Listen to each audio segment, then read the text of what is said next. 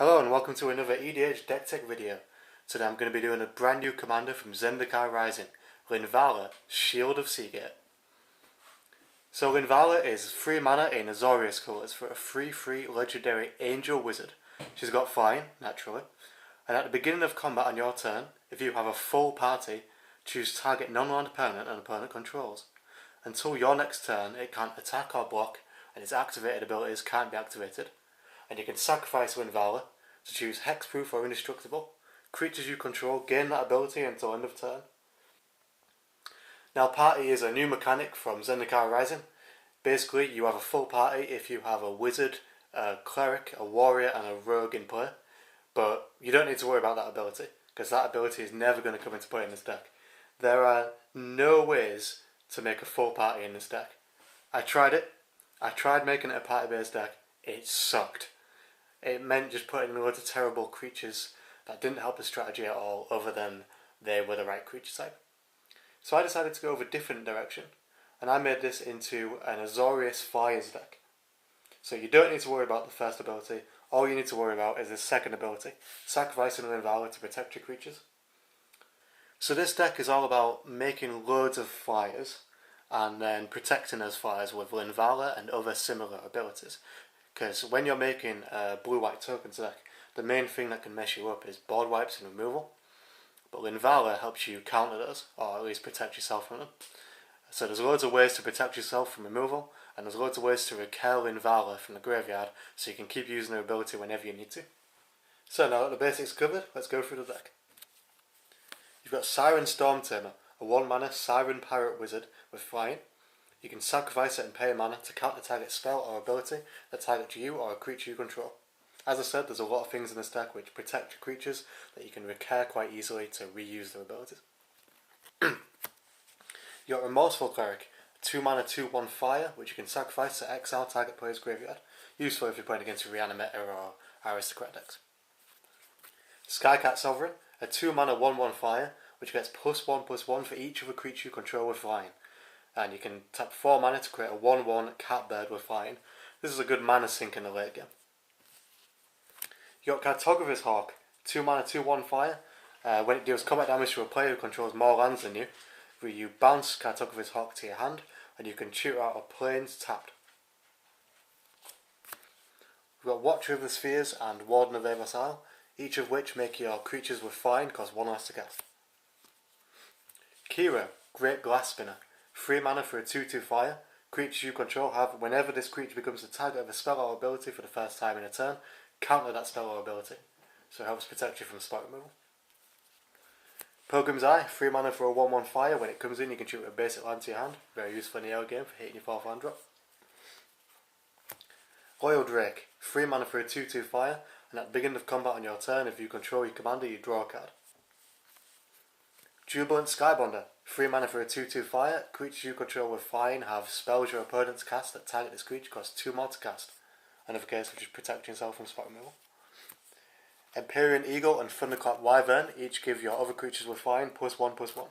The main win condition of this deck is going to be swinging with combat damage, so these are really useful. Glenend Ratmage, 4 mana for a 2/2 fire with Persist, and you can pay a blue and sacrifice it to counter target non-creature spell.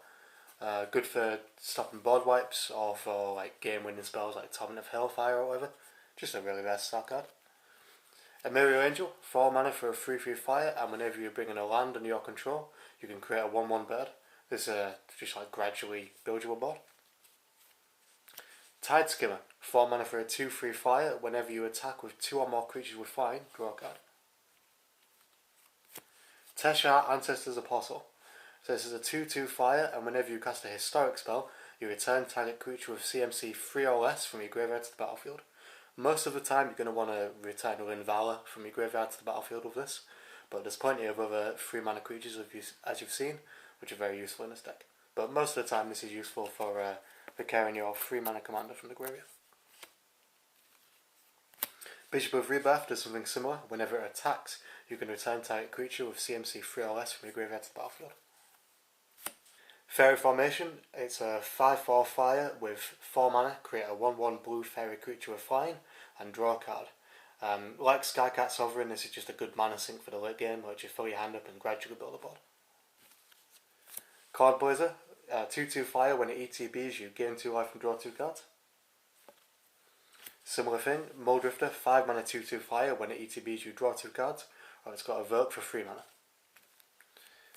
Sun Titan, one of the few non-fires in this deck, along with Bishop of Rebirth.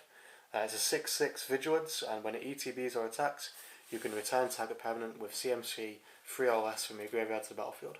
As with Teshar and Bishop of Rebirth, you're mostly going to be getting Linvala with this, but there's plenty of other stuff you can get with it too. Isperia Supreme Judge, 6/4 fire. Whenever a creature attacks you or a planeswalker you control, you may draw a card. This is a great deterrent for making your opponents attack other players. Windreader Sphinx, 3/7 fire. Whenever a creature with fire attacks, you may draw a card. This is obviously great for your deck because you've got loads of fires attacking a lot, but it also applies to your opponent's creatures, so if your opponents are playing fires, you can draw a lot of incidental cards just from them attacking. Emeria Shepherd, 4/4 fire. Whenever a land ETBs under your control, you may return target non-land permanent from your graveyard to your hand, or if that land is a plains, which it will be about half the time, you may return that permanent to the battlefield instead. As with the others, you're mostly going to be recurring your commander with this, but this can get permanents of any CMC, so this is great for the late game if your opponent manages to remove a lot of your stuff and you want to get it back. Sapphire Sky's Blade and Avacyn Angel of Hope help give your creatures indestructible. Avacyn gives all of your permanents indestructible. Sapphire gives just your other creatures with fire indestructible, but there's also got lifelink, which is pretty useful. Okay, on to the sorcerers. We've got Stolen by the Fae, so you just bounce your opponent's biggest thing and make a ton of fairies in a late game. Winged Words, 3 mana sorcery, or it costs 1 less if you control a creature with flying, which you will. Draw 2 cards. Basically just 2 mana, draw 2 cards, can't go wrong with that. Okay, this is the one proxy I've got in this deck for now. This is Notorious From. 4 mana for a tribal rogue sorcery with Prowl for 6 mana. So Prowl is if you've dealt damage to your opponent with a rogue this turn, then you can cast it for its Prowl cost instead of its regular cost. So you create X 1/1 Black Fairy Rogues with flying, where X is the damage dealt to your opponents this turn. If Notorious From's Prowl cost was paid, you take an extra turn after this one. Now, there's only one rogue in this deck, which is Night Veil Sprite.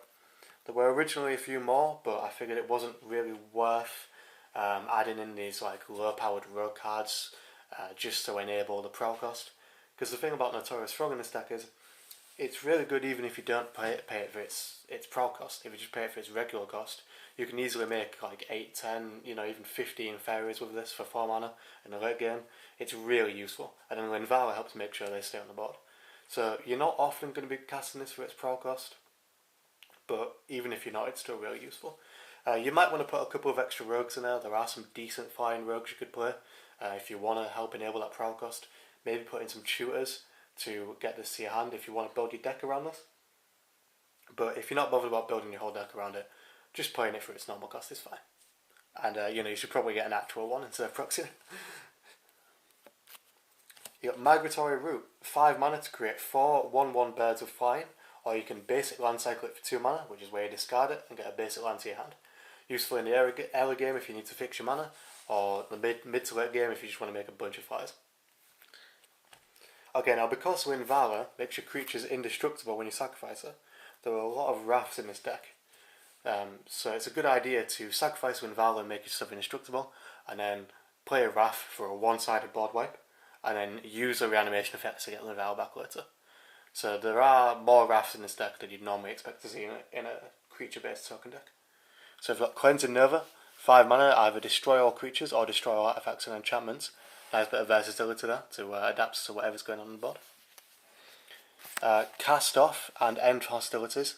There are better Wraths than these, but I just had these. They're very cheap to buy if you're on a budget. Wrath of God or Day of Judgment I think is slightly better because they're less mana, but they're a bit more expensive. End Hostilities does have the advantage of destroying equipment attached to your opponent's creatures, and Realmcoat Giant has the advantage of bringing in a 7/7 Vigilance later on. But personally, if you have the budget, I'd probably go for a slightly cheaper board wipe. But these are just the ones I'm running. You've also got Chroma's Vengeance and Austere Command. As well as being good for blowing up creatures, these can also blow up artifacts and enchantments. So obviously if you're playing against an artifact or enchantment heavy deck, these can be very versatile, very useful. But Chroma's Vengeance also has cycling if you don't really need it and just want to draw a card. And the last sorcery, we've got Stormherd. 10 mana. Create X 1/1 white Pegasus tokens with flying, where X is your life total.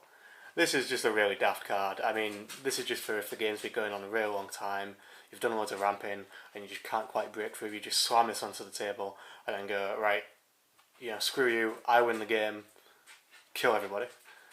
Normally this isn't great because a board wipe just kind of takes out all the Pegasus tokens, but if you've got Linvala, Avacyn or Saphira down, it's difficult to remove these, although beware of cards like Cyclonic Rift or Merciless Eviction.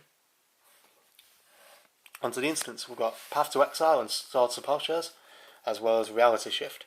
I think these are 3 great spells for just a bit of spot removal in blue-white. They just remove one creature each. Very nice, so just take out a problem creature. You've got Narset's Reversal. Copy target instant or sorcery spell, then return it to its owner's hand. You may choose new targets for the copy. This doesn't really synergize with the deck, but quite a lot of people in my meta, and maybe in yours, run a lot of spells like Torment of Hellfire or Exsanguinate or Expropriate to just sort of win the game. These are useful against those, because you can just steal someone's win con for yourself. It's also quite useful against, for example, spot removal. If you don't have Linvala out and they go to remove one of your key pieces, it's good for just delaying that, getting a bit of value off it.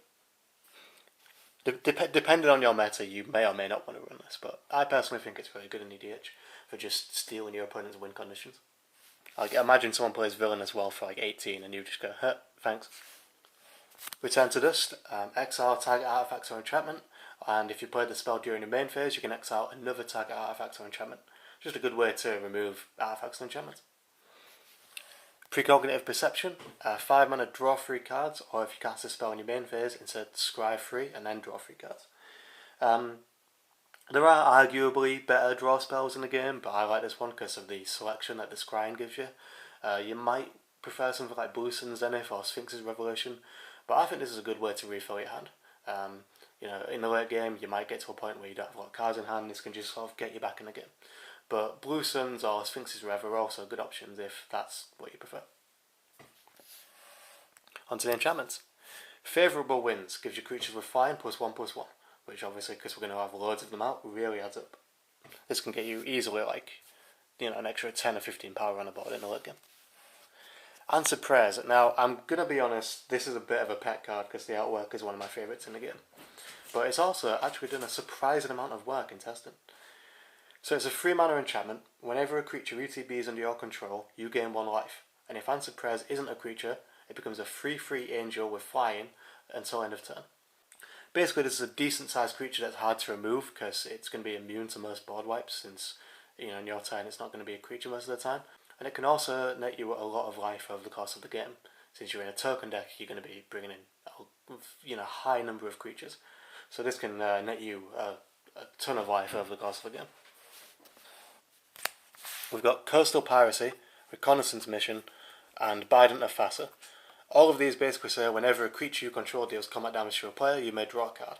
Since you're going to be making a lot of tokens and swinging in a lot, these can hit you loads of cards over the course of a game. Bident of Fassa has the advantage of being able to tap to make your opponent's creature attack this turn if able, and Recon Mission has the advantage of having cycling. But these are mainly useful just for the drawing a card effect. Gravitational Shift. Creatures with flying get +2/+0, and creatures without flying get -2/-0. This applies to everyone's creatures, not just your own. So if you're playing against another flying deck, this isn't going to be that useful, but most of the time this is going to power up your creatures loads and depower your opponent's creatures. This is especially useful against a lot of token decks. And finally, for the enchantments, we've got Dovescape. This is a personal favourite of mine because it's just so ridiculous. Whenever a player casts a non-creature spell, counter that spell. That player creates X 1/1 white and blue birds with flying, where X is that spell's CMC. So this is good against just like instant and sorcery heavy decks, storm decks, artifacts, and enchantment decks, basically anything that's not running a lot of creatures, just turn all of their pieces into birds. And it's useful for you because there's quite a lot of decent sized non-creature spells in this deck that you can just turn into birds if you just want to fill up your board. It's also just really funny. But this is a great way to just make a ridiculous number of birds. Also useful with Migratory Route, because instead of making 4 birds, you make 5 birds. So that is a patented Commander Kuro deck tech secret right there. Slightly increase your Migratory Route's power. Yeah. Okay, on to the Planeswalkers. Dovin, Grand Arbiter, comes in on 3 loyalty. His +1 is until end of turn, whenever a creature you control hits a player, put a loyalty counter on Dovin. His -1 is create a 1/1 thopter and with flying, and you gain 1 life. And his -7 is look at the top 10 cards of your library, put 3 of them into your hand and the rest on the bottom of your library in a random order. So in the early game this is useful for just making a couple of thopters, gaining a little bit of life, just setting up your board. In the later game, once you have a lot of creatures and can start putting more loyalty counters on them, every couple of turns you can get you a +size dig through time, which is really useful for filling up your hand, making sure you've got enough things to keep the game going. Sarah the Benevolent, one of my personal favourite Planeswalkers. 4 mana, she comes in on 4. Her +2 is creatures you control with flying get +1/+1 until end of turn. Her -3 is create a 4/4 angel with flying and vigilance. And her -6 is you get an emblem with if you control a creature, damage that would reduce your life total to less than 1, reduces it to 1 instead. You're probably not going to use the -6 very often, but it's nice to have it if it's there. Her -3 is good in the early game, like with Dovin, for just setting up some creatures to put on board. And her +2 is what you're going to be using most of the time. It's just power up your creatures, swinging for big combat damage. Tezzeret, Artifice Master. 5 mana, comes in on 5. His +1 is create a 1/1 thopter with flying. His 0 is draw a card, or if you control 3 or more artifacts, draw 2 cards instead. And his -9 is you get an emblem with, at the beginning of your end step, tutor a permanent onto the battlefield. You're not going to be using his -9 very much, but his +1 is really useful for just consistently getting tokens, and his 0 is useful occasionally because there's a decent number of artifacts in this deck, so you can quite easily draw a good number of cards from it. But this is mostly just for making a thopter every turn. You got Tamiyo the Moon Sage, 5 mana, it comes in on 4. +1, tap target permanent. It doesn't untap during its control's next untap step. -2, draw a card for each tapped creature target player controls. And -8, you get an emblem with, you have no maximum hand size, and whenever a card is put into your graveyard from anywhere, you may return it to your hand. As with the other Planeswalkers, you're rarely going to use the ultimate ability, but a +1 is good for tapping down problem permanents, like if your opponent's running a big Eldrazi or something, and you want to keep it from swinging in, or if you want to tap down your opponent's blockers. A -2 is good for just refilling your hand. You can target yourself with a -2, so you can swing in with a bunch of your creatures. -2, let's say you've got like 6 or 7 creatures you've just attacked with, you draw 6 or 7 cards.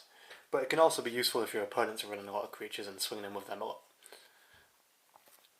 And the final Planeswalker is Ugin the Ineffable. 6 mana, comes in on 4. His static ability is colorless spells you cast cost 2 less. His +1 is exile the top card of your library face down and look at it, and create a 2/2 colorless spirit. When that spirit leaves the battlefield, you put the exiled card into your hand. And its -3 is destroy target permanent that's 1 or more colours. Again, this doesn't particularly synergise with the flying theme, but his +1 is really good for just gradually netting yourself some cards and making blockers, and his -3 is really good for removing like just any problem permanents that are really giving you a lot of grief. Okay, on to the artifacts. For ramp, we've got Soaring, Wayfarer's Bauble, Mindstone, Azorius Signet, and Sword of the Animist. These are all good cards for ramping in blue-white. You don't need that much ramp in this because the curve is relatively low, but it's nice to have a bit. You've also got Thaumatic Compass, which lets you tutor for a basic land each turn, and then when you've got 7 or more lands, it turns into a Maze of If that can tap for land. So it's good in the early game for fixing your mana, and it's good in the late game for protecting you from attacks. Now onto the lands. This deck runs 38 lands. The non-basics, you've got Temple of Enlightenment, Prairie Stream, and Command Tower for your mana fixing. Reliquary Tower and Ghost Quarter are good utility lands. As well as Seaside Haven, which lets you tap 2 and it and sacrifice a bird to draw a card. There's quite a lot of cards in this deck that either make birds or are birds, so you know it's quite useful to just like chump block with a 1/1 and then activate this to get a card off it. And you've also got Castlevantrust, which is basically similar to an island, except you can tap 4 in it to scry to. It's a good mana sink if you've got a lot of lands down and you need to dig for an answer. The rest of them are just basics. There's only like one more island than plains in this. It's quite an evenly sort of portioned out deck in terms of the blue to the white mana being used. So yeah, you want to go about 50-50. And that's it for the deck list. I hope you've enjoyed this video. I hope this deck has given you some ideas for something you want to build. Maybe you want to build something like this. Maybe you've got some suggestions for how it can be improved. Let me know in the comments if you do. If you want to see any other decks being built, let me know which ones you want building and I'll take a look at them. And subscribe if you want to see future videos. And as a final note, I just want to say that the Secret Lair Walking Dead can fuck right off. I really hope we don't see much more of that in EDH. I think it's going to be very damaging to the format, and I think Wizards is putting the whole game at risk by doing stuff like this. Let's hope they scale back on these extremely predatory and damaging business practices and keep this the best format in the game. But, you know, until then, we'll just have to see how it goes. Alright, thanks for watching, and I will see you next time. Goodbye.